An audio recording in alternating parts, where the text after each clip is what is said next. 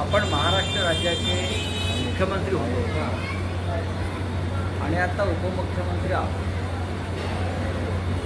त्याचं विसर त्यांना पडलेलं. अमित शहा स्वतःला ते शिवसेनेचे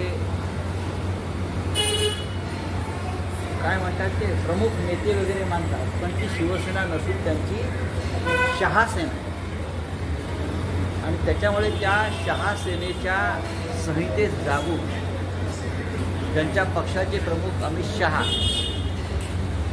यांच्यासमोर त्यांनी अशा प्रकारची लाचारी पद्धती असेल तर मुख्यमंत्री देवेंद्र फडणवीस यांचं नक्की त्या भूमिकेवर काय मत आहे. बघा, गुजरात हा देशातला एक महत्त्वाचा भाग आहे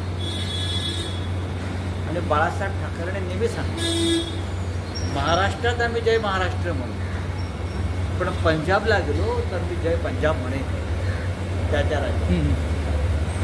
गुजरातला गेलो मी तर जय गुजरात म्हणतो. पण हे महाराष्ट्राचे पहिले मंत्री, उपमुख्यमंत्री आणि माजी मुख्यमंत्री आहेत की ज्यांनी या महाराष्ट्राच्या पुण्यनगरीमध्ये जय गुजरातचा नारा दिला.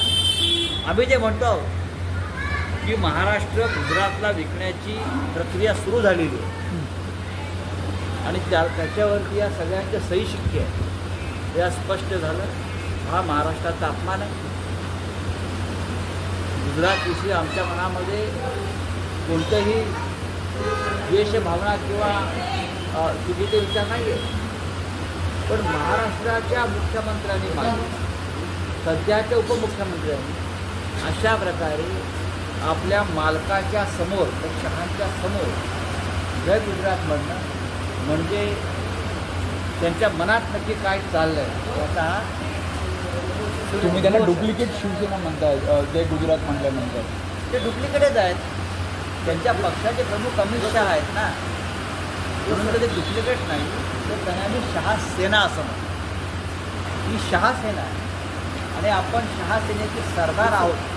अमित शहानी नेमलेले त्याच त्याने पुण्यनगरीमध्ये जो मराठी माणसाचा बालेकिल्ला आहे, मराठी महाराष्ट्राची संस्कृती इतकी आहे, तिथे त्यांनी जय गुजरातचा नारा देऊन या महाराष्ट्राचं भविष्य आणि भवितव्य कोणाच्या हातात आहे दाखवून द्या. नाही, पण राऊसाहेब मराठी अमराठी असेवरून जेव्हा वाद निर्माण झाला आहे, उपमुख्यमंत्र्यांचं तर विधान आहे, पण आणखी एक व्यावसायिक आहेत सुशील केडिया ज्यांनी म्हटलं आहे की मी मराठी शिकणार नाही, तुम्हाला जे हवं ते करा. 30 वर्ष झालं मी मुंबईत राहतो तर मी मराठी शिकणार नाही, म्हणजे माध्यमांना होत असेल ज्या पद्धतीने अमराठी भाषिकांना मारलं जातं आहे ते अत्यंत दुर्दैवी आहे आणि त्यामुळे मी ही माझी टोकाची भूमिका मांडणार आहे. त्यांची टोकाची भूमिका काय आहे ती माझ्या कानावर त्याचा आलेलं आहे. त्यांनी राज ठाकरे यांना आव्हान देण्याचा तो प्रयत्न केला, मी पाहिलं. आणि महाराष्ट्रात पाहून मी मराठी शिकणार नाही ही जी मस्ती वाढलेली आहे ती एकनाथ शिंदे, अमित शहा यांच्या राजकारणामुळे आज जे जय गुजरातचा नारा दिला त्याच्यामुळे त्या केडियासारख्या लोकांना बळ मिळतं आणि मराठीच्या विरुद्ध अशी भूमिका घेता यावी म्हणूनच तर अमित शहाने शिवसेना तोडली आणि फोडली. नाही रावसाहेब, आणखी एक विषय आहे रावसाहेब, हेच आहे की उद्या विजयोत्सव होतो आहे, 2 भाऊ एकत्र येणार आहेत, त्या पूर्वसंध्येला असा वाद पुन्हा एकदा उफाळून येतो. तुम्हाला काय वाटतं की काय हे नियोजनबद्ध सुरू आहे की हे असं माहीत नाही. त्यांच्या पोटात तर उठावर आलं एकनाथ शिंदे. त्यांच्या पक्षाची सुरुवात तर सुरतमध्ये झाली ना, त्यांच्या पक्षाची स्थापना ही सुरतला झाली.